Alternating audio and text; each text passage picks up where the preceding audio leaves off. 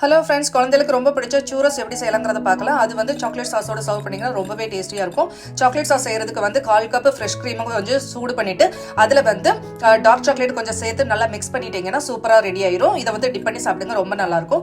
இப்போ வந்து சூரஸ் எப்படி செய்யலாங்கிறத பார்க்கலாம். அதுக்கு வந்து ஒரு பவுலில் நான் வந்து 1/2 கப் அளவுக்கு தண்ணி, 1/4 டீஸ்பூன் உப்பு, 3 ஸ்பூன் அளவுக்கு சுகரும், 50 கிராம் பட்டரும் சேர்த்துருக்கிறேன். இதை வந்து அடுப்பில் வச்சுட்டு பட்டர் கரைஞ்சி கொதி வரணும். நல்லா கொதி வந்ததுக்கப்புறம் இதுக்கு வந்து 1/2 கப் தண்ணிக்கு 1/2 கப் மைதா மாவை சேர்த்துட்டு நல்லா கலந்து விடுங்க. கட்டி இல்லாம நல்லா கலந்து சுருண்டு வரணும். இப்போ வந்து அடுப்பு ஆஃப் பண்ணிட்டு நல்லா மிக்ஸ் பண்ணி விடுங்க. மாவு ஒன்று திரண்டு சுருண்டு வரணும். சுருண்டு வதட்டி நல்லா மிக்ஸ் பண்ணி விட்டுருங்க.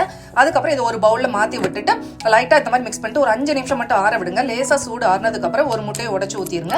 அதுக்கப்புறம் 1/4 டீஸ்பூன் அளவுக்கு வெண்ணிலா எசன்ஸ் சேர்த்துட்டு நல்லா கலந்து விடுங்க. நல்லா மிக்ஸ் ஆகி நல்லா சாஃப்டான டோ பதத்துக்கு மாவு வந்து ரெடி ஆகணும். கையில வந்து ஒட்டாத பதத்துக்கு மாவு வந்து ரெடி ஆகிறதாண்டியும் நல்லா இந்த மாதிரி மிக்ஸ் பண்ணி விட்டு ரெடி பண்ணி எடுத்து வச்சுக்கோங்க. இதுக்கு வந்து நான் வந்து முறுக்கு குழாய் ஆச்சில வந்து ஸ்டார் நாசில் தான் சேர்த்துருக்கிறேன். உங்கள்கிட்ட வந்து பைப்பிங் நாசில் பெரிய சைஸ் ஸ்டார் நாசில் இருந்ததுன்னா அதை யூஸ் பண்ணுங்க. முறுக்கு குழாய் வந்து எல்லாரும் வீட்லயும் இருக்குங்கிறதால இது ரொம்ப ஈஸியான முறையில் வந்து நீங்க வீட்டில் செஞ்சிடலாம்.